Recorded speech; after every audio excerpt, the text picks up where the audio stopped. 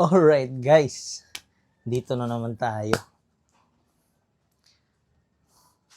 Kritik. Alright guys, magandang araw sa lahat. Okay. Our topic for today is disiplina. Tsaka paano nga ba natin i-maintain yung disiplina? Okay. Kasi merong iba dyan, malakas magdisiplina sa sarili. Pero, parang, okay, ganyan naman talaga yung patutunguhan, ganyan naman yung mararating. Siyempre, magpapadistract. Okay, so, makakaligtaan. So, siyempre, tatalakayin natin ngayon yan kung paano i-maintain yung disiplina at bakit kailangan natin yung disiplina sa ating sarili. Lalo na pag meron tayong mataas o meron tayong pangarap sa buhay.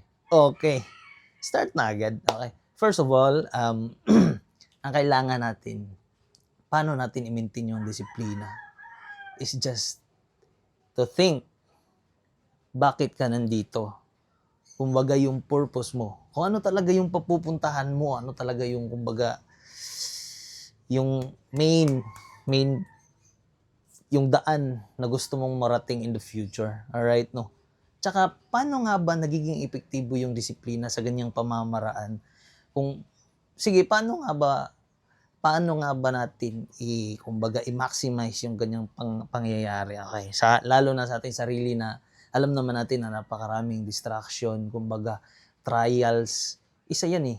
Lalo na yung nahihirapan ka, alam mo na yung wala ka na masasandalang tao, dyan ka nagigiba, dyan yung nadadown yung self-esteem mo, dyan ka bumibitaw.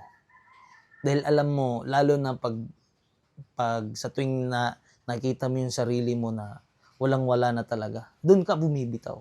Well, ganito lang napakasimpleng pamamaraan, okay? First, dapat meron kang puso. Kumbaga, meron kang paniniwala sa sarili mo na kaya mo. Tsaka, siyempre, sa Diyos naman, di ba? Tapos, paano nga ba i-apply yung disiplina sa sarili? Okay.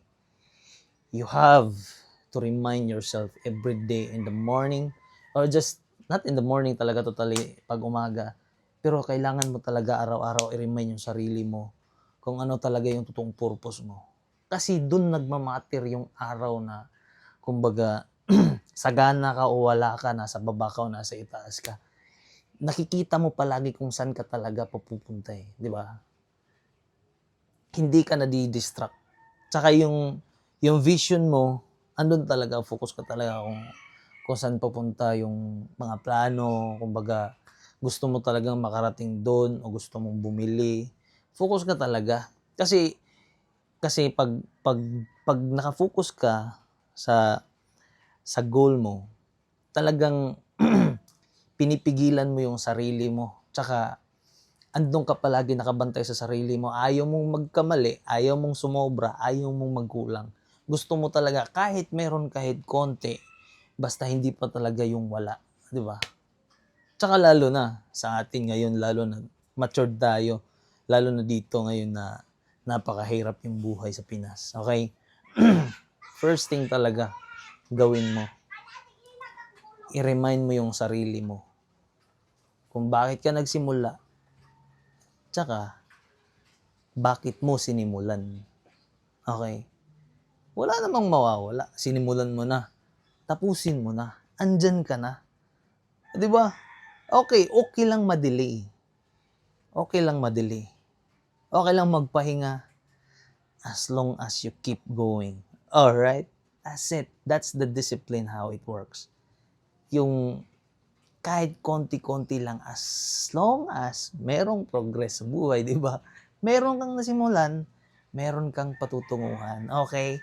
Pag lumingon kasi yung pinanggalingan, hindi ka pa nga nakarating kung saan talaga yung goal mo, at least malayo na ang iyong napuntahan. Thank you so much, guys. B?